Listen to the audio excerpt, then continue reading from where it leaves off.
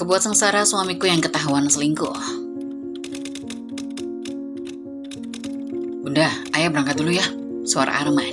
Mas Arman terdengar tendang saat dia mengunci pintu mobilnya di meja kecil dekat pintu. Aku tersenyum sambil melambai ke arahnya. Iya mas, hati-hati bawa mobilnya. Nanti sore mau dimasakin apa? Arman menoleh sebentar dan tersenyum tipis. Udahlah bunda, gampang nanti aja. Kalau bunda repot, pesan makan aja nanti. Aku mendekat sambil mengecup pipinya sekilas. Kayaknya juga hari ini aku bakalan sibuk. Soalnya banyak pesanan masuk. Ya udah bunda, ayah berangkat dulu, takut telat. Arman meraih tanganku sebentar sebelum melangkah ke pintu. Assalamualaikum. Waalaikumsalam. Jawabku pelan sambil melihat punggungnya menghilang dari pandangan. Setelah pintu tertutup, suasana rumah kembali hening. Dari luar, kehidupan kami mungkin terlihat sempurna. Sebuah keluarga kecil dengan 2 anak yang manis, rumah yang nyaman, dan kondisi finansial yang cukup baik. Namun seperti yang orang sering bilang, tidak semua yang terlihat sempurna itu benar-benar sempurna. Oh ya, namaku Wanda. Aku berusia 35 tahun. Kehidupan rumah tanggaku sudah berjalan selama 8 tahun ini. Dan kami sudah dikaruniai 2 orang anak. Anak pertama kami, Sania, berusia 7 tahun. Dan Juan, yang berusia 4 tahun. Aku sendiri bekerja sebagai owner dari produk kecantikan yang cukup sukses. Usahaku berkembang pesat beberapa tahun terakhir ini. Dan pendapatanku kini jauh melampaui gaji Mas Arman yang bekerja sebagai kepala gudang di perusahaan retail ternama. Namun, aku memilih untuk tidak mengungkapkan fakta itu pada Mas Arman, bukan karena aku ingin bohong tapi lebih sebagai langkah berjaga-jaga. Aku sering berpikir bagaimana jika suatu saat terjadi sesuatu, karena aku merasa sudah banyak yang berubah dari diri Mas Arman sekarang. Memang benar, hidupku mungkin tampak sempurna di mata banyak orang, terutama keluarga dan teman-temanku. Mas Arman dikenal sebagai pria yang penuh kasih sayang dan perhatian. Di luar, ia tampak sebagai sosok suami yang bertanggung jawab, memberikan kenyamanan dan stabilitas bagi keluarga kami. Tapi hanya aku yang tahu, di balik senyuman dan sikap manisnya, ada sisi gelap yang sering membuatku cemas. Mas Arman kadang bersikap sangat baik, penuh perhatian dan lemah lembut. Namun, di waktu lain, dia bisa berubah drastis. Ledakan amarahnya datang tiba-tiba, tanpa alasan yang jelas. Hanya satu kata atau satu perbuatan kecil yang tidak ia sukai. Seluruh suasana rumah bisa berubah menjadi tegang.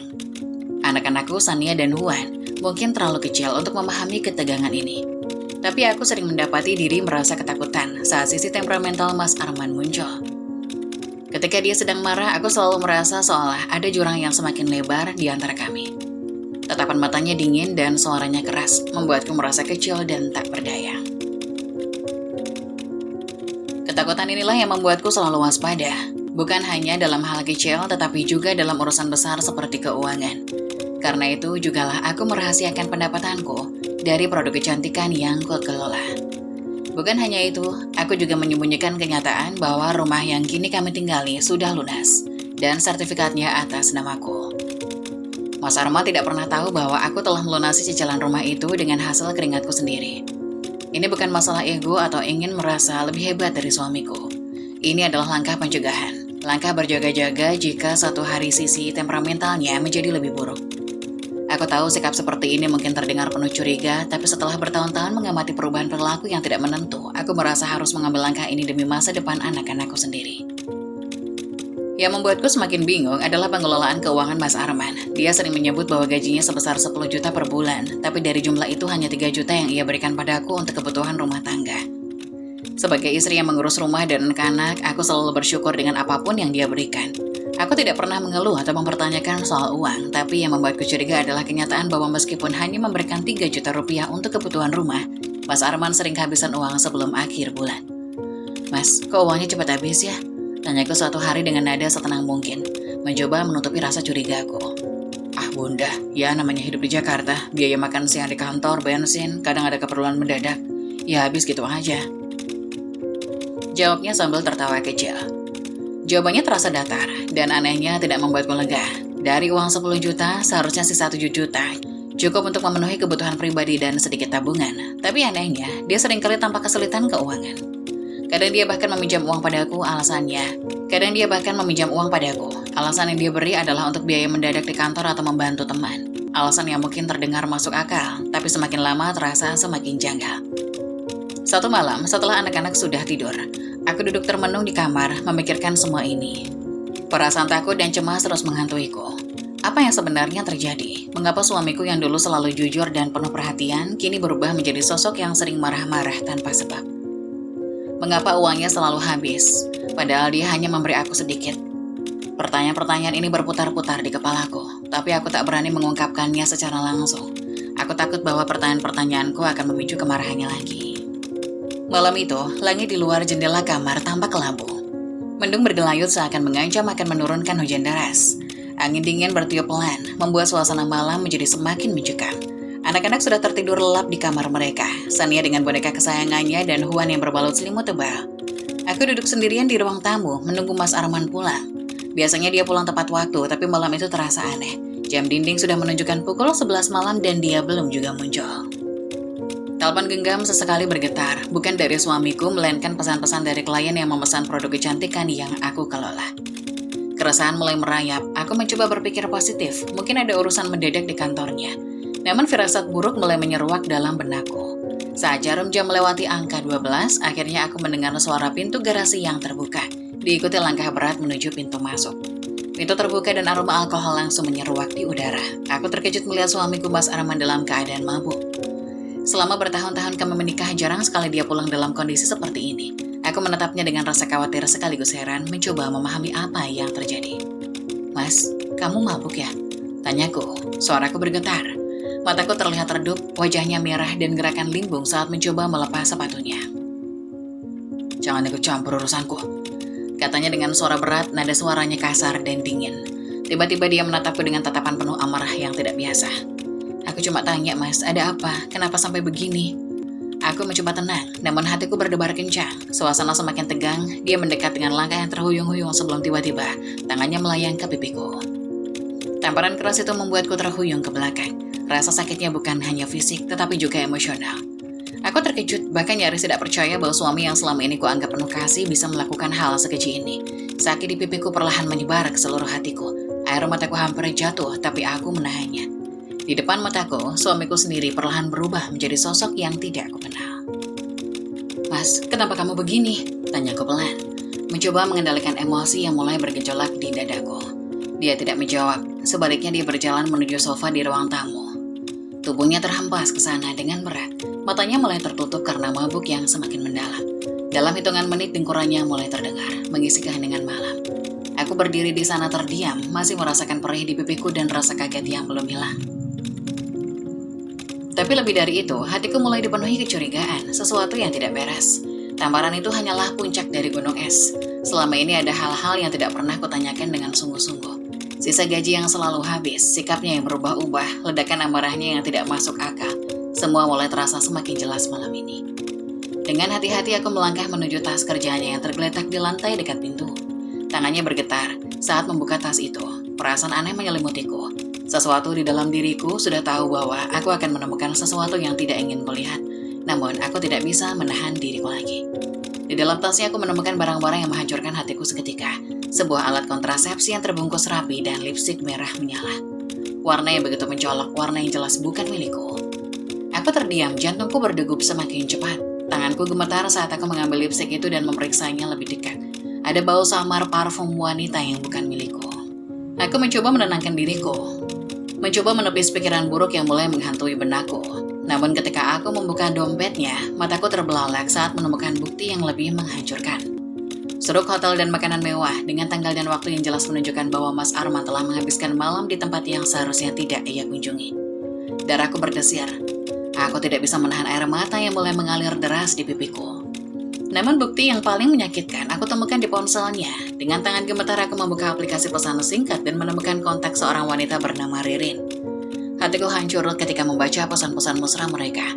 Panggilan sayang, janji-janji manis yang seharusnya ditunjukkan padaku dan foto-foto mereka berdua di kamar hotel. Mata kepalaku sendiri menyaksikan video mereka bercumbu di tempat tidur, lengkap dengan latar mewah kamar hotel yang terbaca dari struk di dompetnya.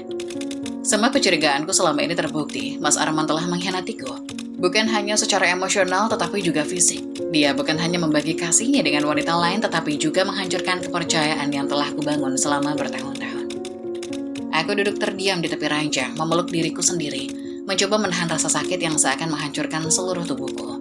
Hatiku serasa ditikam ribuan pisau. Aku tidak hanya merasa dikhianati tetapi juga dibohongi dengan cara yang paling kejam. Malam itu, aku tahu bahwa semuanya telah berubah. Hidupku tidak lagi sama dan pernikahan yang selama ini kukira harmonis ternyata hanya ilusi. Tapi aku menahan diriku, aku tidak akan menyerah begitu saja. Aku tidak akan lari dari kenyataan ini. Sebaliknya aku akan menghadapi ini dengan cara yang membuat Mas Arman merasakan sakit yang sama seperti yang kurasakan malam ini.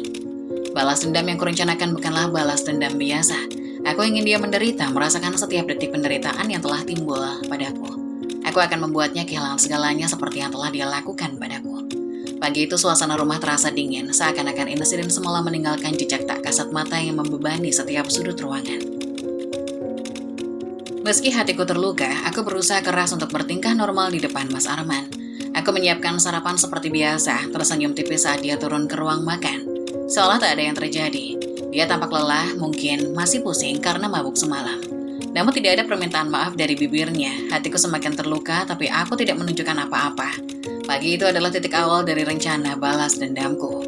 Setelah dia pergi bekerja, aku segera bergerak. Dengan tenang aku menghubungi Pak Rudi, pengacara yang sudah lama aku kenal. Seseorang yang kupercayai sepenuhnya. Dia tahu bahwa pernikahanku mulai goyah, tapi belum tahu seberapa parah keadaan ini.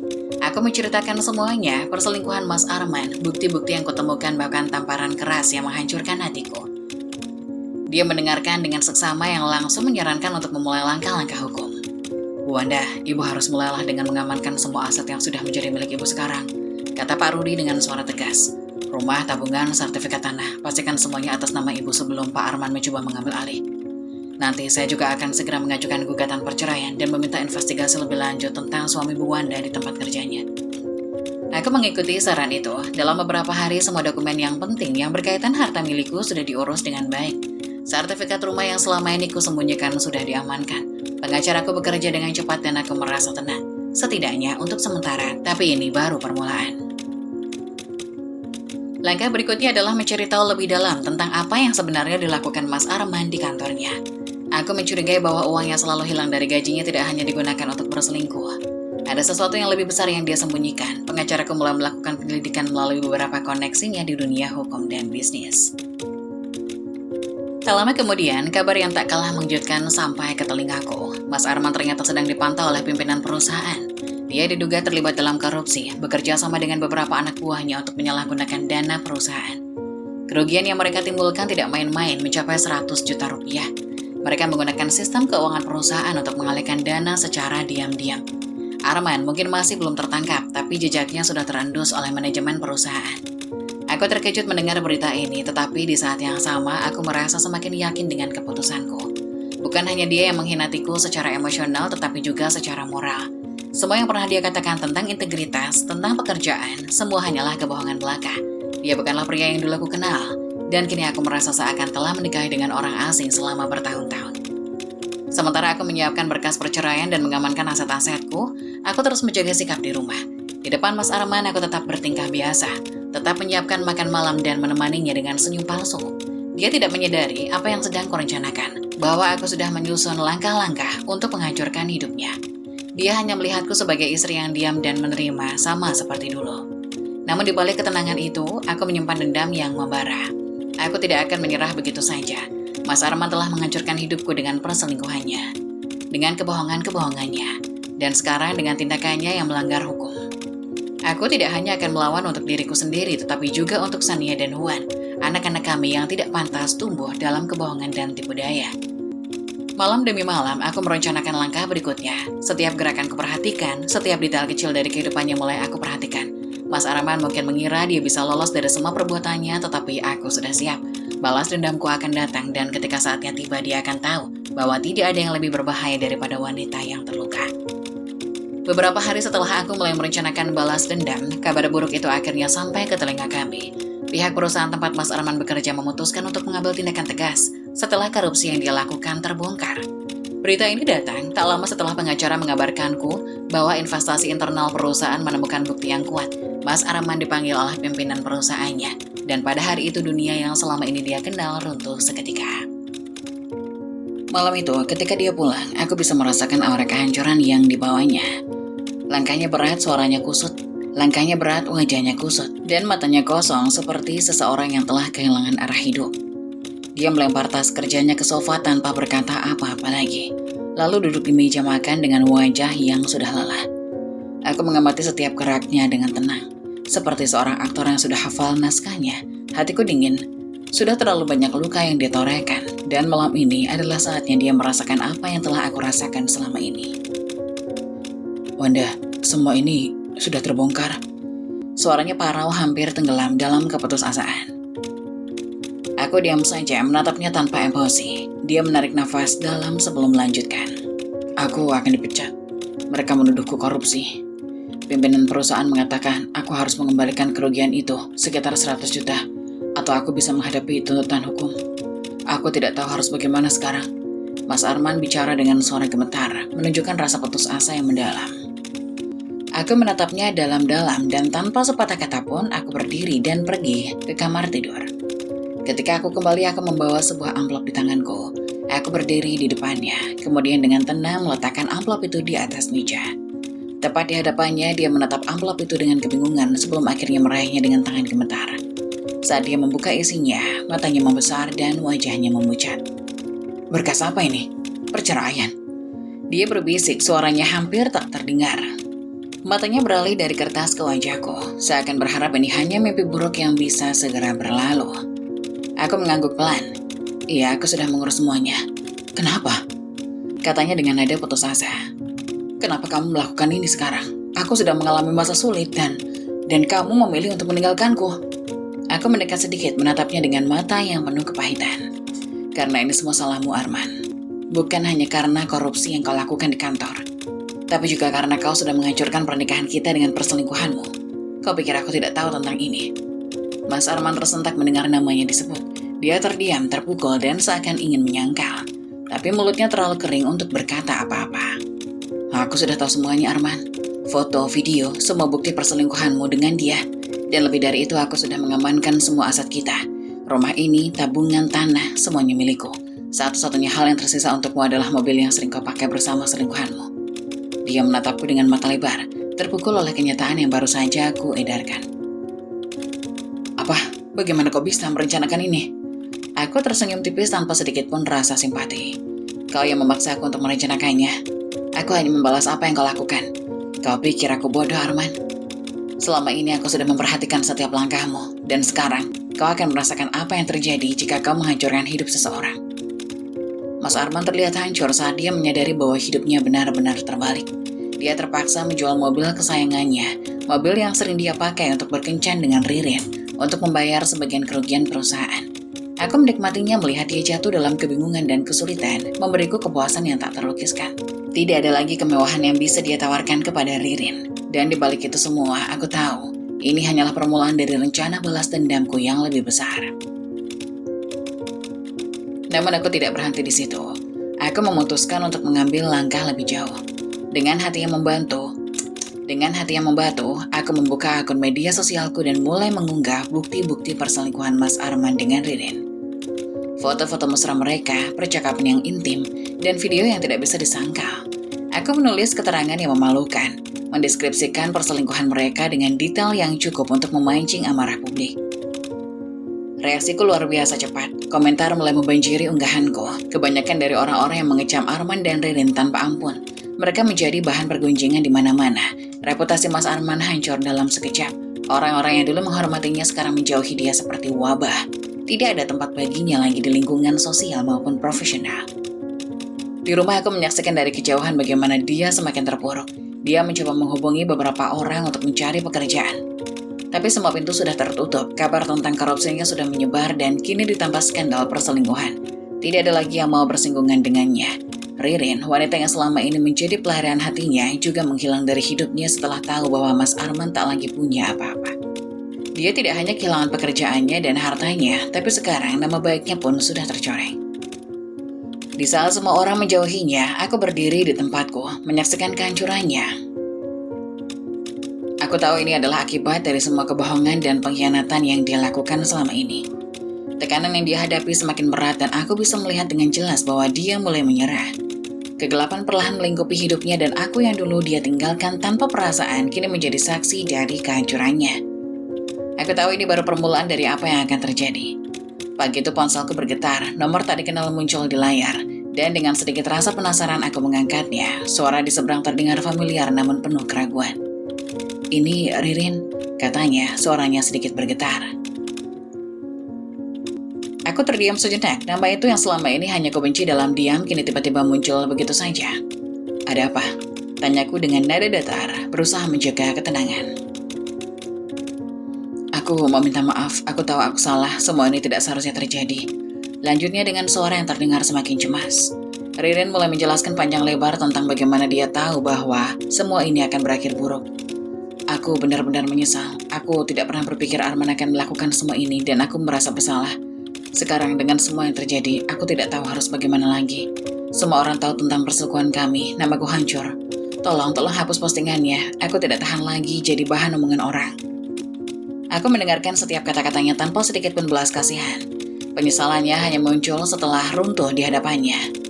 Setelah Arman bangkrut, setelah reputasi mereka berdua terjun bebas, dan setelah seluruh lingkungan sosial mencemarkan nama mereka, dia meminta maaf bukan karena benar-benar menyesali perbuatannya, tetapi karena dia tak mampu menahan tekanan. Aku menekan rasa marah yang masih ada dalam diriku. "Penyesalanmu datang terlambat, Rin. Semua ini sudah terjadi karena kalian berdua. Sekarang kalian merasakan akibat dari apa yang kalian lakukan. Aku tidak akan menghapus apapun. Ini bukan sekedar soal nama baik yang tercemar. Ini soal harga diriku yang kau injak-injak." Ririn terdiam, aku bisa merasakan keputusasaannya, tapi hatiku sudah terlanjur dingin. Apa yang dialami hanyalah sebagian kecil dari rasa sakit yang pernah aku rasakan. Tidak ada simpati lagi yang tersisa untuknya. Aku menutup telepon tanpa memberikan jawaban lebih lanjut, membiarkannya terdiam di ujung sana menelan pahitnya kenyataan. Setelah percakapan itu, aku kembali melanjutkan hariku seolah tak ada yang terjadi. Namun di dalam rumah, keheningan yang mencekam semakin sering terasa. Mas Arman tidak lagi bekerja, dan kini dia benar-benar terlihat seperti pria yang kehilangan segalanya. Suatu malam ketika aku sedang duduk di ruang tamu, dia datang dengan wajah kusut. Pandangannya kosong dan tubuhnya terlihat lebih kurus dari biasanya. "Kau tahu, semua orang meninggalkanku," ucapnya tiba-tiba dengan nada rendah. Aku menatapnya dingin tanpa mengatakan apa-apa. Dia terus berbicara. Suaranya terdengar seperti orang yang sudah putus asa. "Teman-teman, keluarga, mereka semua menjauhiku. Aku sudah berusaha mencari jalan keluar, tapi tidak ada yang tersisa. Aku tidak punya uang, tidak punya pekerjaan, tidak punya siapa-siapa." Mas Arman duduk di kursi depanku, wajahnya memancarkan kelelahan yang mendalam. Aku tidak tahu harus bagaimana lagi, semua ini terlalu berat untukku. Aku tidak merespon, membiarkannya bicara dulu. Mungkin aku akan merasa kasihan, tetapi sekarang aku hanya merasakan kepuasan yang dingin melihat hancurnya oleh dirinya sendiri. Hari demi hari berlalu, dan kondisi Mas Arman semakin memburuk. Dia mulai kehilangan akal sehatnya. Aku sering mendengarnya berbicara sendiri di kamar, seolah sedang berdiskusi dengan seseorang yang tak terlihat. Kadang dia marah tanpa alasan, melempar barang-barang di sekitar rumah, kemudian menangis terisak seperti anak kecil. Tekanan sosial, keuangan, dan rasa bersalah menghantamnya dari segala arah. Teman-teman dan keluarganya yang dulu selalu mendukung kini mulai menjauh.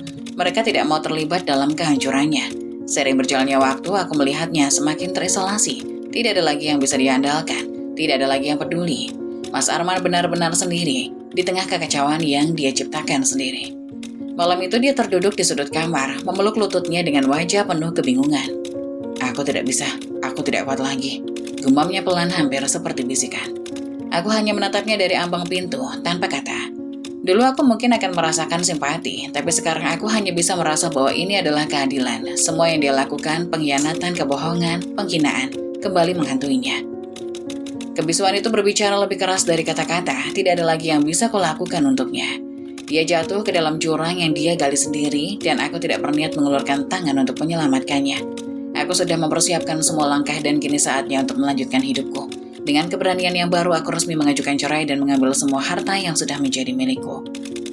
Aku tetap mempertahankan hak asuh atas kedua anakku, Sania dan Juan. Sementara Mas Arman bahkan tidak sanggup memperjuangkan mereka. Setelah perceraian disahkan, aku merasakan kebebasan yang selama ini aku impikan. Tidak ada lagi rasa takut atau kekhawatiran atas tingkah laku Mas Arman. Bisnis kecantikanku semakin berkembang dan aku merasa hidupku lebih baik tanpa suami yang dulu kuanggap sebagai cinta sejati. Momen-momen yang kuhabiskan untuk diri sendiri dan anak-anakku kini lebih berharga daripada segalanya. Suatu hari, saat aku pulang dari acara peluncuran produk baru, aku melihat seorang lelaki kumal yang berjalan dengan mengais makanan di tempat sampah. Awalnya aku tidak terlalu memperhatikan, tetapi saat wajahnya menghadap ke arahku, ada sesuatu yang membuatku tertegun. Rasa familiar menyergapku dan aku teringat semua kenangan yang pernah kumiliki bersama. Wajahnya yang tampak kotor dan tak terawat itu semakin mengingatkanku pada sosok Mas Arman, mantan suamiku. Dia tampak seperti orang gila, mengenakan pakaian compang-camping dan rambut yang berantakan. Hatiku bergetar, selama ini aku tidak pernah ingin melihatnya dalam keadaan seperti itu, namun di satu sisi aku merasa tidak ada yang lebih pantas untuknya setelah semua yang telah dilakukan. Ketika aku memperhatikannya lebih dekat, aku melihat sorot matanya, ada kerinduan, penyesalan, dan mungkin kesedihan yang dalam. "Mas," suaraku tanpa sadar keluar dan dia menoleh ke arahku. Matanya melebar seolah tidak percaya melihatku. "Wanda," dia terkejut, suara yang berat dan tak berdaya. Aku hanya bisa menatapnya, sulit untuk mengekspresikan perasaanku, melihatnya dalam keadaan seperti ini. Aku merasakan campuran antara empati dan kebencian. "Kamu Arman kan? Kenapa kamu jadi begini?" Dia menundukkan kepalanya, wajahnya dipenuhi rasa malu. "Aku tidak punya pilihan, semua sudah hancur dalam sekejap." "Semua itu terjadi karena tindakanmu sendiri," kataku. Suaraku terasa lebih tajam dari yang kuharapkan. "Kau sendiri yang memilih jalan ini, kau yang berselingkuh dan mengkhianatiku." Dia terdiam dan aku bisa melihat air mata mulai menggenang di matanya. "Aku tahu aku salah, aku tidak pernah seharusnya mengabaikan kamu dan anak-anak, tapi sekarang aku tidak tahu harus berbuat apa." Melihatnya dalam keadaan putus asa membuatku merasakan sesuatu yang tidak pernah kuharapkan, rasa iba. Namun aku cepat-cepat menyadarkan diri, ini bukan masalahku lagi Arman. Aku sudah move on dan berusaha membangun hidup baru. Kau seharusnya juga melakukan hal yang sama. Dia mengangguk seolah mengerti, tetapi aku bisa melihat bahwa harapan di matanya mulai memudar. "Wanda, bisa kau bantu aku? Aku hanya butuh sedikit dukungan untuk bangkit kembali." "Dukungan? Apa yang bisa kulakukan?" tanyaku dengan nada sinis. "Kau yang harus bertanggung jawab atas tindakanmu, tidak ada yang bisa menolongmu kecuali dirimu sendiri." Dia terdiam kembali, dan aku bisa merasakan suasana hatinya semakin kelam. "Aku tidak berharap lebih dari ini, aku ingin kamu tahu bahwa aku menyesal, aku merindukan keluargaku." "Menyesal tidak akan mengubah apapun," jawab tegasku, mencoba menahan air mata yang mengancam di pelupuk mataku. "Kau sudah merusak semua yang kita bangun bersama. Sekarang aku hanya ingin yang terbaik untuk anak-anak, dan itu bukan lagi bersamamu." Aku melangkah pergi meninggalkan Mas Arman dengan pikiran dan perasaannya sendiri. Saat aku menengok ke belakang, aku melihatnya terpuruk di tempat sampah. Wajahnya tertunduk dalam kesedihan. Di satu sisi aku merasa lega bisa membebaskan diri dari segala beban emosional. Tetapi di sisi lain hatiku terguncang melihat seseorang yang pernah kucintai berada dalam keadaan seperti ini. Perjalananku belum sepenuhnya berakhir, tetapi aku tahu satu hal. Aku tidak akan kembali lagi ke masa lalu. Kini aku fokus untuk membangun masa depan yang lebih baik dengan diriku dan anak-anakku. Semua luka akan sembuh dengan seiring waktu dan harapan baru akan muncul. Dengan langkah penuh keyakinan aku melanjutkan perjalanan hidupku, menjauh dari kenangan yang menyakitkan, menyongsong masa depan yang lebih cerah.